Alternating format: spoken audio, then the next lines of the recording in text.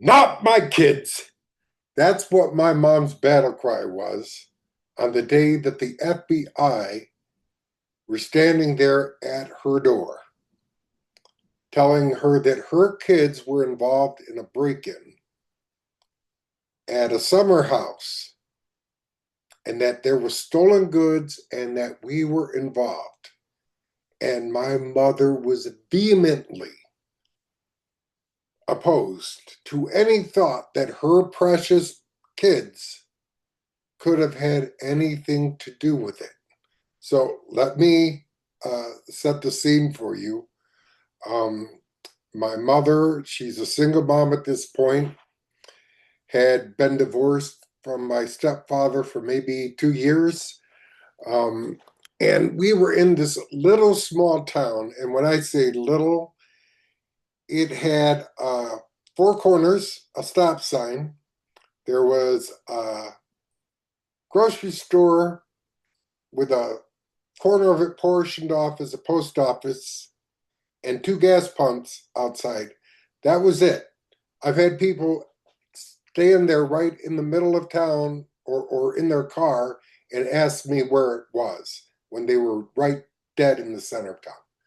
So, anyways, we're in this little small town and we get bored in these little towns. And we had come through horrendous abuse. I've shared some of that with you. So we did what a lot of kids do when they go through all kinds of garbage, we act out. So we broke into this house, we stole a bunch of stuff, and the FBI actually comes to this little town and knocks on my mom's door. And my mom is crying out, "It was not my kids. There's no way, I've got good kids."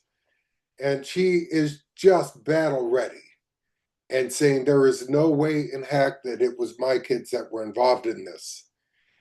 And then as the FBI goes through and they start going through all the things on their list, we had a friend of ours, an adult friend of ours, um, sell her some of the booze that we stole from this house. And as they went down through the list, they started going through all these different bottles of booze, and her face turns white, and her eyes go up to the open cupboard in her bedroom where those bottles are sitting. And the realization comes upon her that yes, it was her kids. And that as much as she had defended us vehemently and would have gone to death's door in defense of her kids, she realized that she was mistaken in this particular instance. I say all that to say this.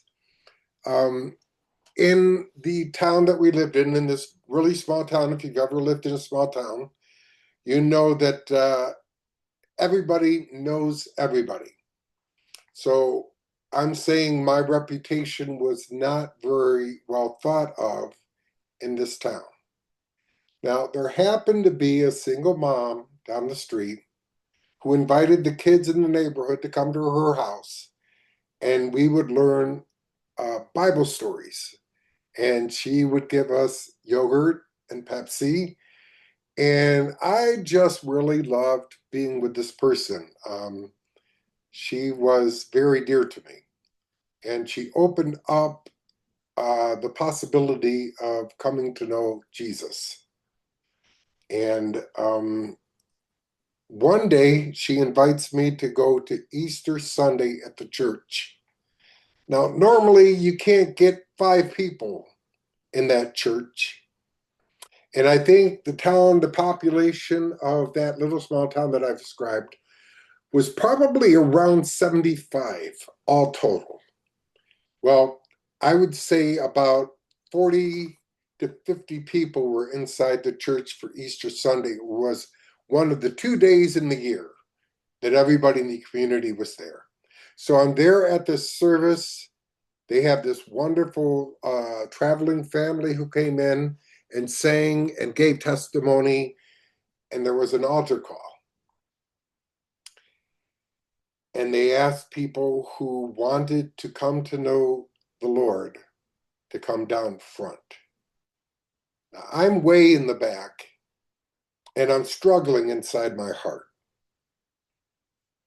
because all of these people around me, they know me.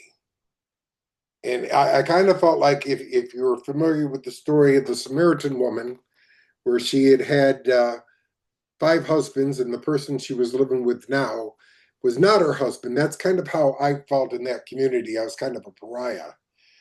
And I was like, God, all these people here, they know me. And I felt inside of my heart this voice that said, which is more important to you?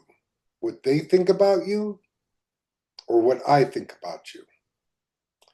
And with much fear and trepidation, I went down to the front of that little church in that little community by the grace and love of a single Christian mom who opened up her house to the community there.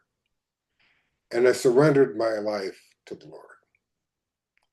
And I have just been so glad that I did.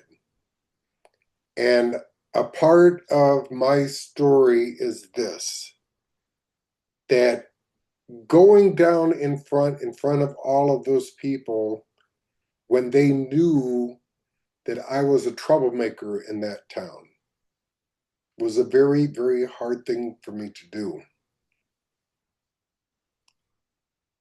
And the truth is, there is a story for each and every one of us. God has a unique story in your life, just like he has one in mine. And if he's calling you to do something hard and you're scared, do it scared. That's my call of action to you. Do it scared.